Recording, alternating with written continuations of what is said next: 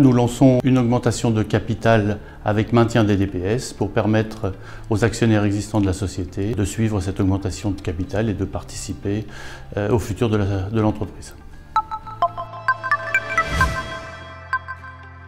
L'activité en termes de chiffre d'affaires depuis 4 trimestres est plutôt positive puisque nous avons enregistré successivement 4 trimestres de croissance et surtout un premier semestre 2025 à 5 800 000 € de chiffre d'affaires, soit une progression de 41% sur l'année dernière.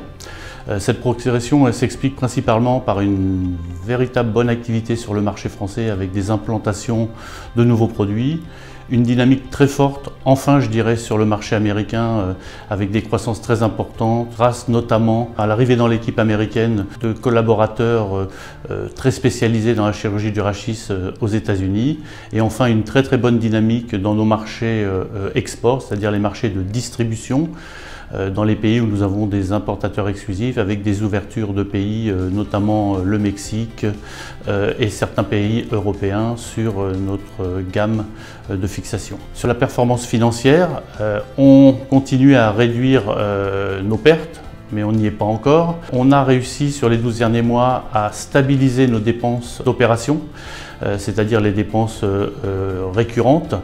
On continue à faire des efforts sur cette stabilisation et on anticipe vraiment avec les croissances de chiffre d'affaires dans les trimestres à venir un retour à l'équilibre dans une temporalité moyen terme.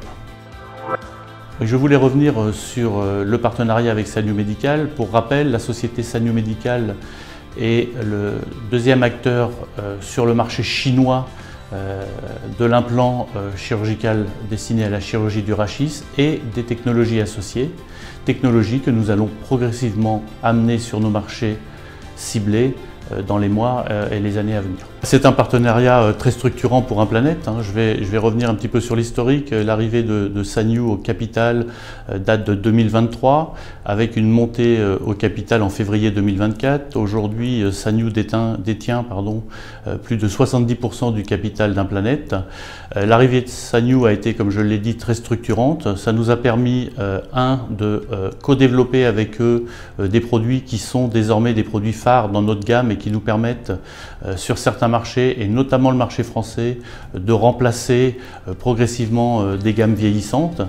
Ce sont des produits nouveaux sur le marché américain qui nous permettent d'aller véritablement chercher de nouveaux clients, faire des ouvertures de compte, faire des synergies entre d'un côté les implants rachidiens et de l'autre côté les matériels chirurgicaux qui nous permettent aux États-Unis d'enregistrer, de doubler le chiffre d'affaires régulièrement tous les mois. Donc ça, c'est quand même quelque chose de très encourageant. Et enfin, ce partenariat va nous permettre à l'avenir de lancer des compléments de gamme à horizon 12-18 mois sur la partie implantologie, mais surtout de lancer très rapidement dans les mois à venir des technologies nouvelles de navigation chirurgicale et de robotique chirurgicale.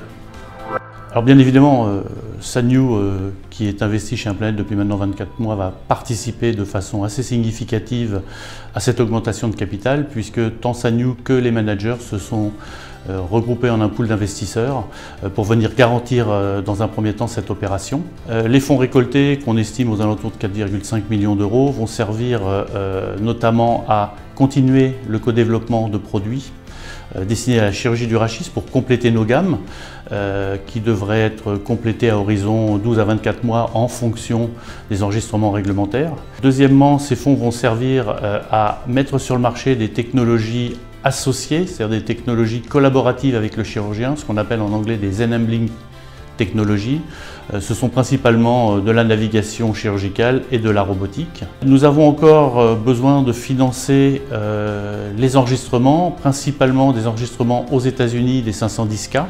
Nous en avons 2 en cours et des enregistrements sous le règlement européen MDR où nous attendons aussi les résultats de l'examination de nos dossiers. Et enfin, une partie significative de cette levée de fonds va être destinée à renforcer les équipes marketing et commerciales pour continuer à prendre une part significative sur le marché français, notre marché domestique, avec des grandes ambitions.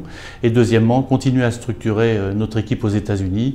Les performances actuelles des 5 personnes présentes sur le terrain sont très encourageantes et nous allons progressivement augmenter cette équipe afin d'avoir un petit peu plus de présence sur le marché américain auprès des chirurgiens bien évidemment, mais aussi de nos agents et distributeurs.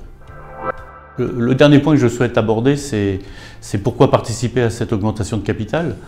Je crois qu'aujourd'hui, la société Implanète 2025 n'est plus du tout la société Implanète des années précédentes. On a réalisé véritablement notre pivot stratégique.